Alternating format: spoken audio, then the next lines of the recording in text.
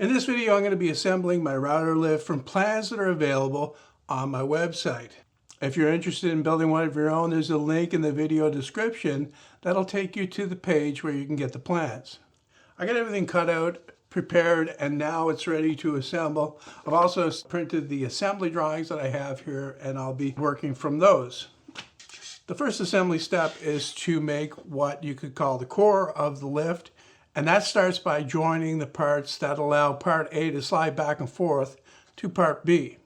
So the first thing I'm going to do is get some glue on part C1 and glue that in place at the top of part B.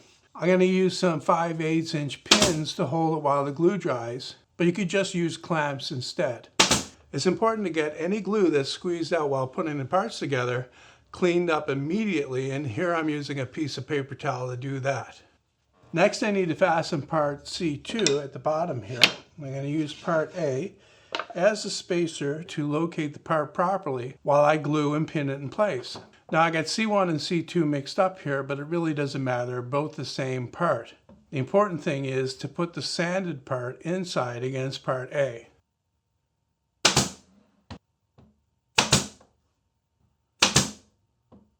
It's very important to check now to make sure that part A slides back and forth properly. Adjusting the fit is very easy at this point. All you need to do is sand a little bit off, either the top or bottom of part A. And now what I need to do is let the glue set on these parts at least for 30 minutes before moving on to the next step. Now that C1 and C2 are fastened and the glue is set up enough to proceed, I'm going to attach D1 and D2. Now these don't get glued in place and they have to be shimmed up. If they're too tight, part A won't slide easily and the lift could get jammed up. To shim the parts, I'm just going to use a strip of masking tape and I'm going to stick it down to C1 and C2 like this, and then I'll drive the screws through that hold the parts in place.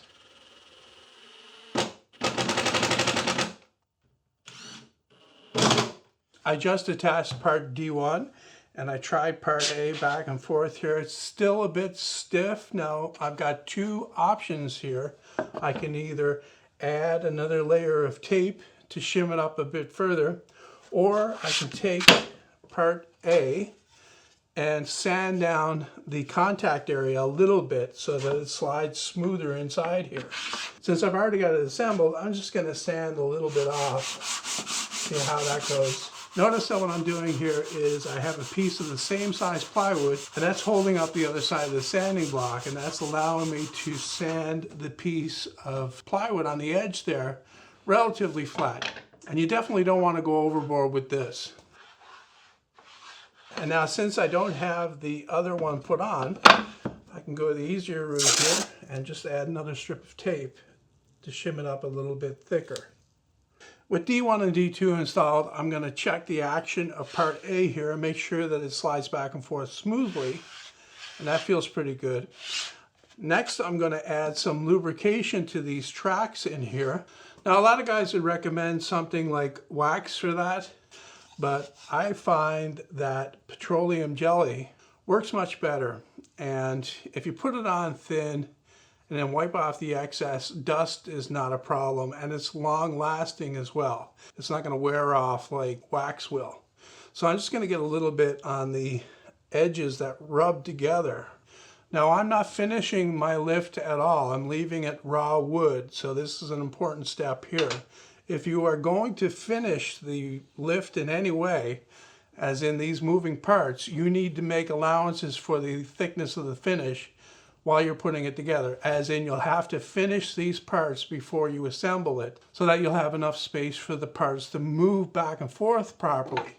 Next, I'm going to fasten parts E1 and E3 to D1 and D2 like so. I'm just going to use glue on these and then fire in a couple of pins to clamp them while the glue sets. To install the T-nut in part F, what I'm going to do first is I'm going to tap it into the wood just slightly so that those teeth make a mark. And then I'm going to drill holes where those marks are so that the teeth will be able to go in there without splitting the wood apart. If you try to do this without drilling those holes, the wood will likely split.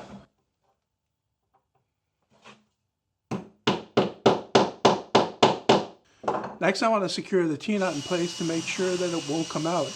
And to do that, I'm going to drill a pilot hole and drive a 3/4 inch screw in there. The glue has had time to dry on parts E1 and E3, and now I'm going to add E2 and E1 on the outside. Important to note that when these two go together, there's a slot in here, or an opening, that the threaded rod will fit through. Now once again, I'm going to use glue, and I'm going to fire a couple of pins in just to hold it until I can drive the screws in as well. Next up, I need to fasten part F, which is the block that moves part A back and forth, on there. And to do that, I threaded the lead screw in and put part F on it. And I have a little bit sticking out the end here. What I need to do is check to make sure that it is lined up correctly. When I push it in the square hole on the other side, it's flush to the face of part A. Mine looks good, it's all lined up properly, but the way to adjust it is to either trim some off or shim it out. Now what I'm doing now is I'm screwing the rod in further so that it will actually go in the square hole over here, and that'll allow me to position it correctly so that I can attach it to part A. And to attach it to part A, I'm just going to put some glue in place there, put the block in, lined up with the mark I've already made, and then I can clamp that there while I get screws driven in from the other side.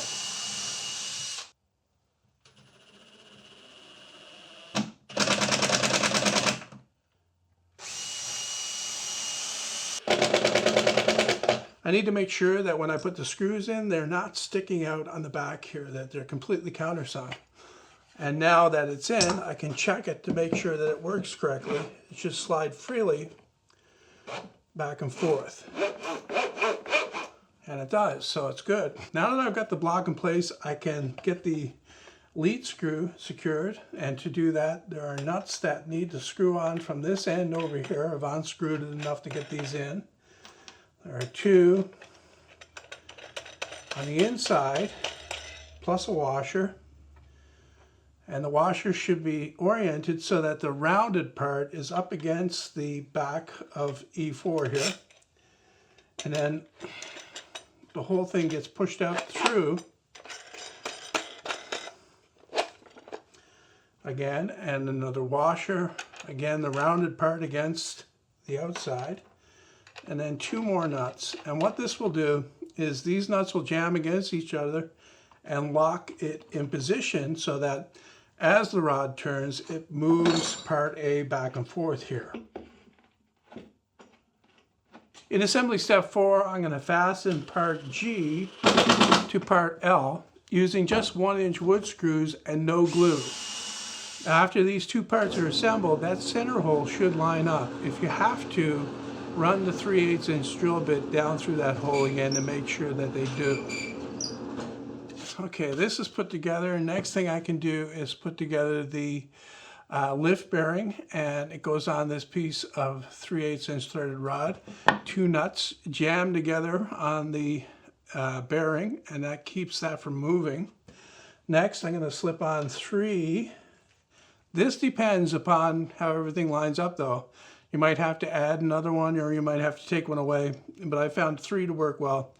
These are 3 5/16 inch washers. I'm using 5/16 inch washers instead of 3/8 because they're a better fit on the shaft. They're very snug. And that goes into the hole that we reamed out, and it sticks out the other side here. And then on the other side where the counter bore is, I can put a nut and then tighten that up.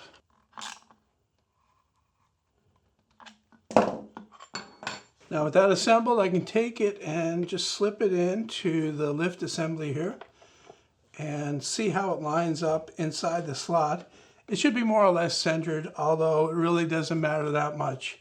Mine is looking pretty good actually. I'll leave it as it is. The next thing I need to do is install the parts that the router body will fit into, and that's M1, M2, N1, and N2, and I'm gluing these and pinning them. I let the glue dry for a little while on these, and now I want to put the threaded rods through that will hold the router in place. Now that the router carriage is fully assembled, I can go back to the lift mechanism here, and I'm going to attach part H on here like this using glue, and once again pin nails just to hold it while the glue dries. Next, I can put the router carriage in and use that as a spacer to locate part I. Part I is not glued in place, it's just fastened near the bottom with 2 screws. Next, I'm going to glue the 1/4-inch hex bolt into the hole that's drilled in part I. And for the glue, I'm using polyurethane construction adhesive. Next, I can fasten parts J1 and J2. Here I'm using glue and pins, just like I did with part H.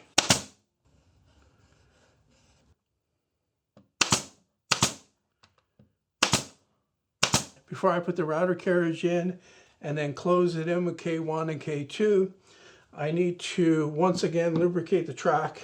Got the Vaseline here. Just going to rub some in on either side so that it lubricates the action.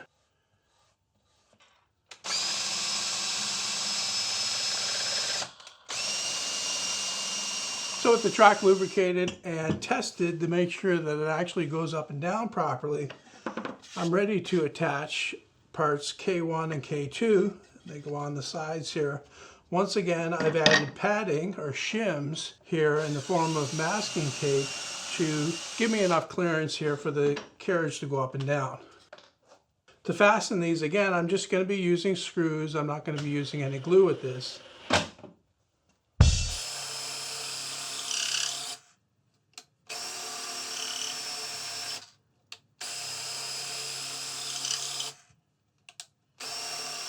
Alright, so that's the lift itself finished and seems to work pretty good. So the only thing left to do are to make the brackets that would mount it on the table. And the front bracket actually holds the handle or the T-nut that the handle screws in that locks the router carriage in place. And that's this one right here. There's a T-nut that gets pressed in the back here. And then that gets glued and screwed to the cleat that will fasten it to the table. And of course I'll do the same for the other one, except it doesn't have a T-nut for the locking handle.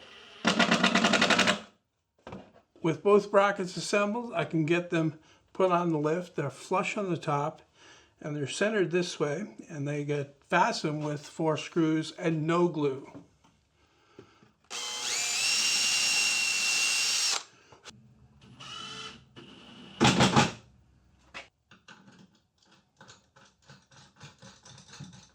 With the addition of the brackets on the end, the lift is now finished and ready to use.